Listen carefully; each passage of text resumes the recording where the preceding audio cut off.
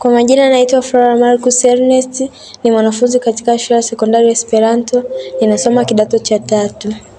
Mimi ujio wa hivi vifaa vya somo la tehama nimevipokea kwa furaha kwa sababu itatuwezesha hata tunapomaliza elimu hii ya sekondari. Inamaanisha kwamba tutaenda sehemu zingine na tutaendelea na masomo na kupata kazi zingine, na kiufupi ni kwamba teknolojia sasa inakuwa kwa kasi.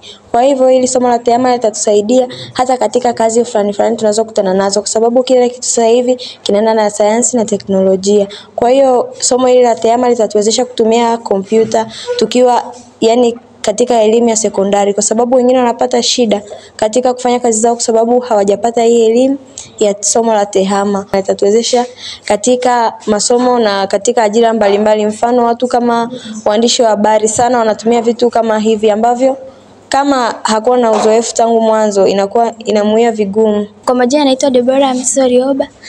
Mimi ni mwanafunzi wa kidato cha 3 katika shule ya sekondari Esperanto. Mimi kwa ujio wa hizi kompyuta nimefurahi sana kwa sababu napenda sana somo la kompyuta. Lakini pia ninapenda sana kujifunza kompyuta kwa sababu najua dunia sasa hivi nyingi inatumia ni kompyuta. Lakini pia nafurahi kompyuta zimefika hapa shuleni kwa sababu watu wanatamani kujua nini kinachoendelea katika dunia ya sasa.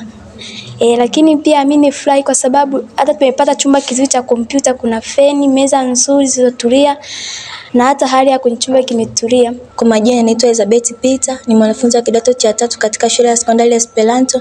Tunashukuru shirika la mazingira kutuletea kompyuta kwa ajili ya kujifunzia, kwa sababu kompyuta inatusaidia katika ujifunzaji ili kuendeleza taaluma yetu shuleni hata tutakapomaliza masomo yetu na kuendelea huko mbele. Pia tunashukuru sana kwa sababu tuna chumba kizuri cha kujifunzia kompyuta, mandhari mazuri, feni, kiukweli panapendeza, na walimu pia tunao wazuri wa kutufundisha. Asanteni. Litanisaidia kwa sababu ninavyojifunza hivi naweza kwenda hata kujisaidia huko mbele, nikaacha na kompyuta yangu